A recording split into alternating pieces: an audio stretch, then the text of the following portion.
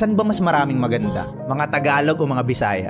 Ako kasi, when it comes to beauty, hindi lang beauty talagang tinitingnan ko. Meron kasing maganda na maganda lang, pero hindi eye-catcher. Hindi yung uri ng maganda na pag dumaan sa harap mo, talagang mapapalingon ka, susundan mo sa mata mo. Ganun ba? Para sa akin, sobrang high quality ng ganda mo. Pagkadaan mo sa akin, naalala kita until pag-uwi ko sa bahay. Ganun ang nafe-feel ko sa mga nakikita kong, alam mo yun, Bisaya? Mga gandang Bisaya. Kaya para sa akin beauty is subjective.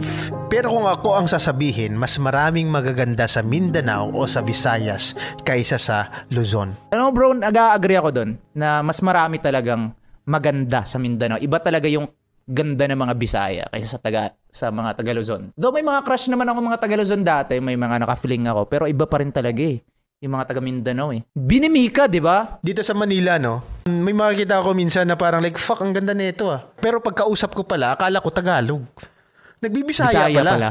Tama. Oo.